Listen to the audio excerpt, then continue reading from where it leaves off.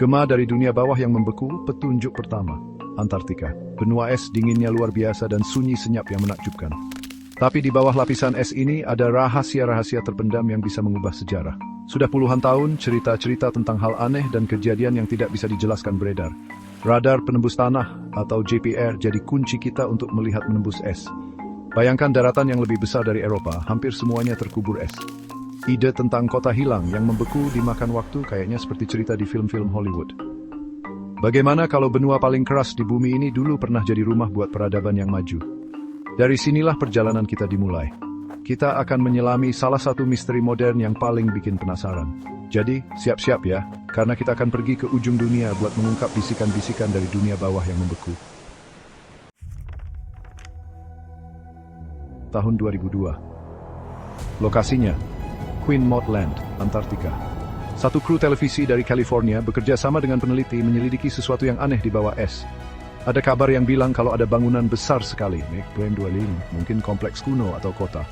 Berita itu hilang begitu saja, secepat kemunculannya.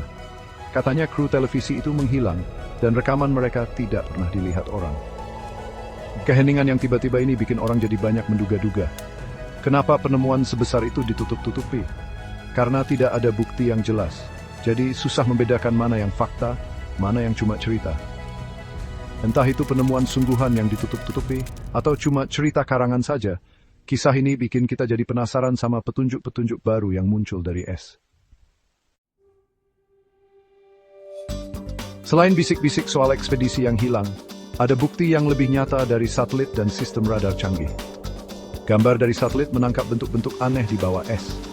Radar penembus tanah mengirim gelombang radio menembus es, membuat peta bentuk daratan di bawah es. Beberapa peta menunjukkan hal-hal yang mengejutkan, seperti bentuk-bentuk yang jelas dan bersudut. Hasil bacaan JPR ini katanya menunjukkan bangunan-bangunan rumit yang saling terhubung. Data ini bisa diartikan macam-macam, dan susah sekali membuktikan langsung temuan ini.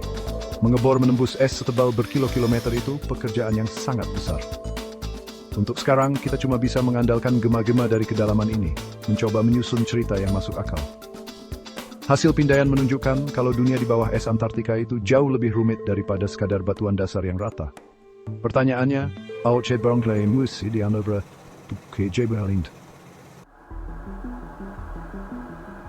kalau bangunan di bawah es Antartika ini buatan, siapa yang membuatnya?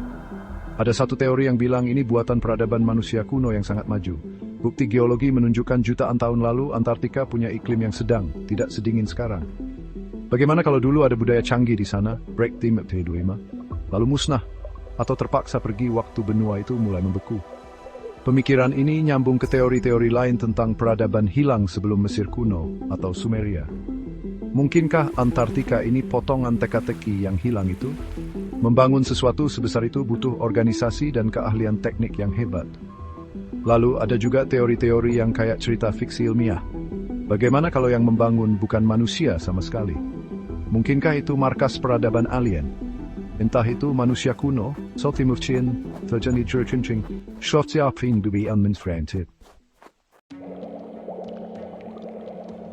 Walaupun cerita kota hilang dan markas alien bikin kita berkhayal, kita juga harus dengar kata ilmuwan.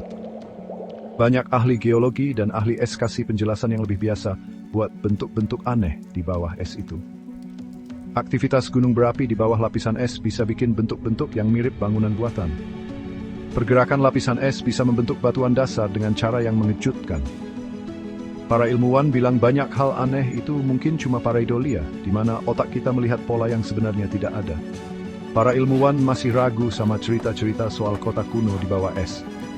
Setiap gambar satelit atau hasil pindaian JPR baru pasti diperiksa dengan teliti sekali. Untuk klaim yang luar biasa, bukti yang dibutuhkan juga harus luar biasa kuatnya. Tapi misterinya tetap ada. Antartika itu luas banget, dan banyak daerah di bawah esnya yang belum dijelajahi. Apa sih yang sebenarnya di bawah es Antartika yang tebal dan keras itu? Es itu menunggu, diam, dan dalam.